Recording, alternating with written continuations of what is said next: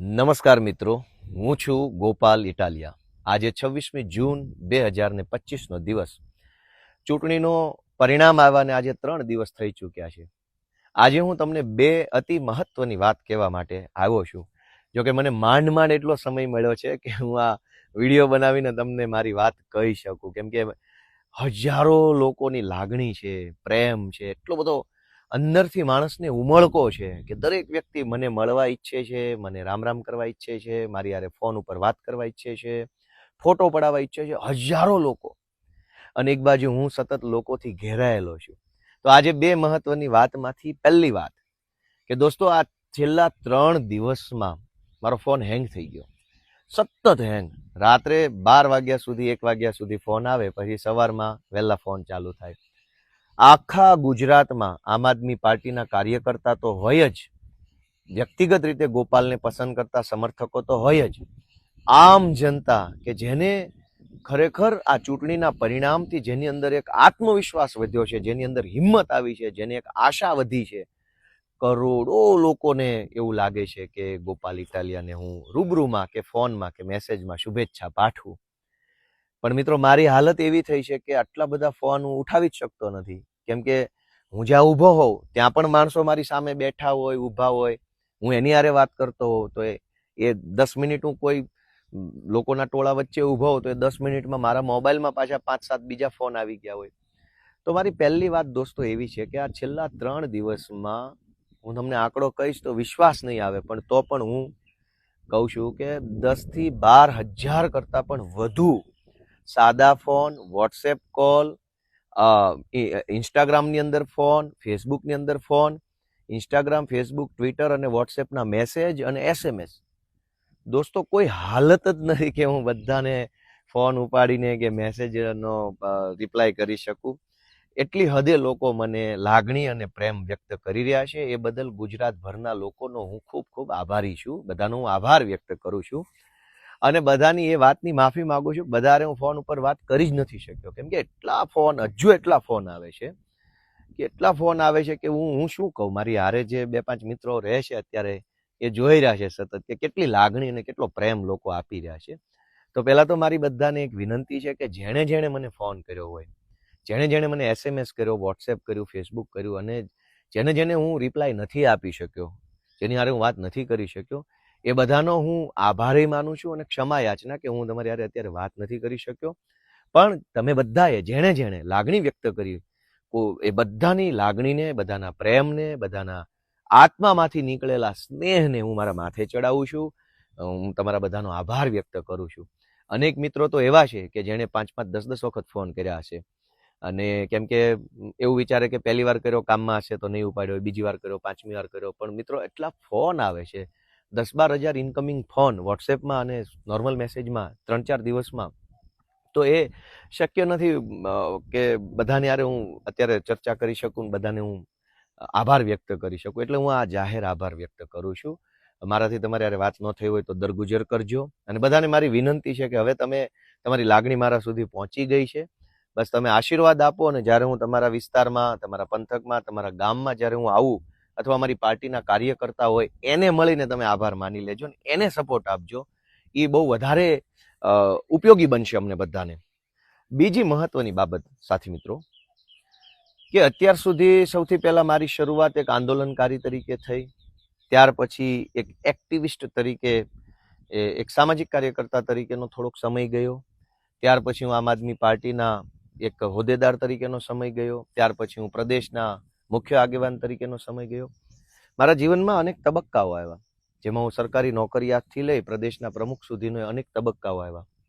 મિત્રો, આપણે ત્યાં એવું કહેવાય છે કે જે ઝાડ ઉપર ફળ આવે એ ઝાડ નમી જાય, એ ઝાડ ઝૂકી જાય.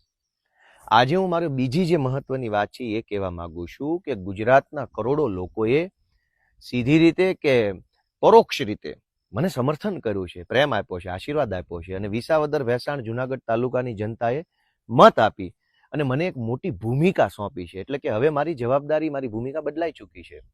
હવે હું આંદોલનકારી નથી કે હું હવે એક્ટિવિસ્ટ નથી, પણ સમાજનું પ્રતિબિંબ ગણાતો એક ચૂંટાયેલ નેતા છું. તો હવે મારી જવાબદારી વધે છે, તો મારે વિનમ્ર બનવાનું હોય, મારે સંયમી બનવાનું હોય, મારે વધુ સારી રીતે લોકો સાથે મારે ભળીને રહેવાનું હોય. એટલે આજે મને અંદરથી એક વાત સ્ફુરે છે, અંદરથી મને એ વાત આવે છે કે ભૂતકાળમાં મેં જે કાંઈ પણ વાણીથી, વર્તનથી, મારા નિર્ણયોથી કે કોઈ પણ રીતે મેં કાંઈ કર્યું હોય અને એના કારણે કોઈ વ્યક્તિ કે કોઈ વર્ગનું દિલ દુભાયું હોય, તો મારે એની માફી માગવી પડે. કેમ કે હવે જનતાએ મને મારી ભૂમિકા મોટી કરી છે, એટલે મારે મારું મન મોટું કરવું પડે, મારા વિચારો મોટા કરવા પડે, મારું વર્તન મોટું કરવું પડે, મારી વાણી પણ એવી વ્યવસ્થિત કરવી પડે. એ મારી જવાબદારી છે. એટલે હવે હું જ્યારે નવી શરૂઆત કરવા જાઉં છું જીવનની, એક આગેવાન તરીકે, ધારાસભ્ય તરીકેની, તો હું ઈચ્છું છું કે હું મોટા મન સાથે, મોટા વિચારો સાથે મોકળા મનથી જાઉં. આપણા ગુજરાતી ભાષાને એક કવિએ બહુ સરસ પંક્તિ લખી છે કે જેટલે ઉન્નત જવું હો માનવી, એટલા ઉન્નત વિચારો જોઈએ. જેટલી ઊંચાઈ ઉપર આપણે પહોંચવું હોય દોસ્તો, એટલા ઊંચા વિચારોની જરૂર પડે છે. કેમ કે જીવનની ઊંચાઈ છે એ સીડી ચડી નથી ચડી શકાતું. સીડી છે એ જીવનની ઊંચાઈ પર ન લઈ જાય. જીવનની ઊંચાઈએ જવું હોય તો વિચારોની ઊંચાઈ જોઈશે. અને એટલે હું મારી નવી શરૂઆત કરતા પહેલા આખાય ગુજરાતમાં હજારો કરોડો લોકો જેને ભૂતકાળમાં ક્યારેય પણ જાણતા કે અજાણતા મારી વાતથી, મારા વર્તનથી, મારા પ્રયત્નો કે મારા નિર્ણયોથી ખોટું લાગ્યું હોય, દુઃખ લાગ્યું હોય, આઘાત લાગ્યો હોય, એ બધાની હું 2 હાથ જોડીને માફી માંગુ છું. મારું મન હું મોટું કરું છું, મારા વિચારો મોટા કરું છું, મારી ભૂલોની હું માફી માંગુ છું અને નવી એક શરૂઆત કરવા જઈ રહ્યો છું. કેમ કે વિશાળતા સંકુચિતતાથી કંઈ કામ થવાનું નથી. સંકુચિતતા છે એ માણસને પાછળ લઈ જાય છે, વિશાળતા માણસને આગળ લઈ જાય છે. જનતાએ જ્યારે મને મોટી ભૂમિકા સોંપી હોય તો મારી એ જવાબદારી છે કે હવે હું વિશાળતા તરફ આગળ વધું. હું આશા રાખું છું ભૂતકાળમાં રાજકીય રીતે, ધાર્મિક રીતે, સામાજિક રીતે, વ્યક્તિગત રીતે, બીજી કોઈ પણ રીતે સોશિયલ મીડિયામાં કે ભાષણમાં મારી કોઈ બાબત અયોગ્ય હોય, ખોટી હોય, તો એ બાબતનો હું ક્ષમા પ્રાર્થી છું. હું બધાનો દિલગીરી વ્યક્ત કરું છું અને બધા પાસેથી હું માગું છું કે હું તમારો છોકરો છું, તમારો દીકરો છું, યુવાન છું. તમે મારું ઘડતર કરજો, તમે મને શીખવાડજો. તમે મારું બાવડું તો ઝાલ્યું છે, હવે તમને જરૂર જણાય તો મારો કાન ઝાલજો. હું ઈરાદાપૂર્વક મેં જીવનમાં ક્યાંય ભૂલ કરી નથી, ભવિષ્યમાં કરવા માંગતો નથી. હું 2 વસ્તુની પરફેક્ટ ખાતરી આપી શકું છું કે કોઈ પણ કામ હશે ગુજરાતના કોઈ પણ છેડે, એમાં મારો ઈરાદો ખરાબ નહીં હોય. હું જે કાંઈ કરીશ એમાં ગોપાલ ઇટાલિયાનો ઈરાદો જિંદગીમાં ખરાબ નહીં હોય અને ગોપાલ ઇટાલિયાનો પ્રયત્ન ક્યારેય ઓછો નહીં હોય. આ 2 વસ્તુની હું બાંહેધરી આપી શકું. પરિણામ તો અજારાથવાળાના હાથમાં છે, ઈશ્વરના હાથમાં પરિણામ છે. મારા હાથમાં મારી નિયત અને મારો પ્રયત્ન છે. તો આ નવી શરૂઆતની ક્ષણે હું વિશાળતા તરફ આગળ વધવા માંગુ છું.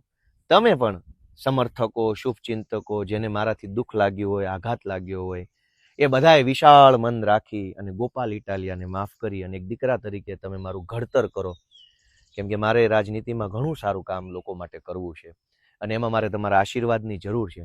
માત્ર ધારાસભ્ય બની જવું એ પૂરતું નથી. એ જીવનની એક બહુ નાની ઘટના છે. મોટી ઘટના એ હોય કે કરોડો લોકોનો આવો ને આવો પ્રેમ સતત મળતો રહે, એ મોટી ઘટના છે. અને એટલે હું ગુજરાતભરના લોકો પાસેથી, વિસાવદર, ભેંસાણ, જુનાગઢ તાલુકાના લોકો પાસેથી, આમ જનતા પાસેથી, સોશિયલ મીડિયામાં રહેલા સાથીઓ પાસેથી આશા રાખું છું કે મને તમે આશીર્વાદ આપો, મારું ઘડતર કરો, મને તમે શીખવાડો, મને તમે માર્ગદર્શન આપો, મને તમે સલાહ સૂચન આપો અને તમારે જેવો નેતા જોઈએ છે, તમારે જેવો આગેવાન જોઈએ એવો બનાવવાની કોશિશ કરો. મને એવો બનવામાં રસ છે. તમે મને જેવો બનાવશો એવો હું બનીશ અને એવી રીતે હું કામ કરી શકીશ. તો આ મારી લાગણી છે.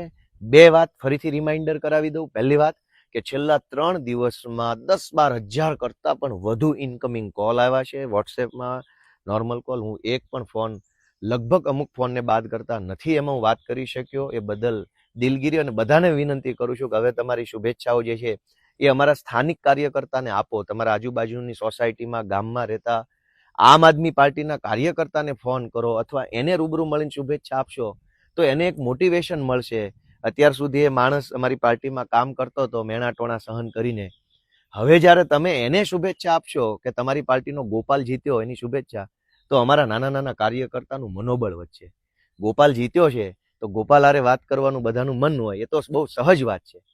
પણ એ જીતની અંદર જેણે એક સૈનિક તરીકે ફાળો ભજવો છે, તમારે બધાને મારી વિનંતી છે કે તમે જેટલા ફોન કરો છો એ બધા ફોન અમારા કાર્યકર્તાઓને કરો, એવી મારી લાગણી છે. અને બીજી વાત કે હવે વિશાળતા તરફ આગળ વધું છું. ભૂતકાળની મારી કોઈ પણ નાની મોટી ક્ષતિ હોય, જાણતા કે અજાણતા થયેલી ભૂલ હોય, એની હું માફી ચાહું છું. તમે બધા વિશાળ હૃદયથી માફ કરી અને ગુજરાતના આગેવાન તરીકે તમે મારું ઘડતર કરો એવી હું આશા વ્યક્ત કરું છું. ઈશ્વર આપણને બધાને ખૂબ બળ આપે, શક્તિ આપે અને મતિ આપે એવી હું બે હાથ જોડીને પ્રાર્થના કરું છું. જય કિસાન, જય જય ગરવી ગુજરાત.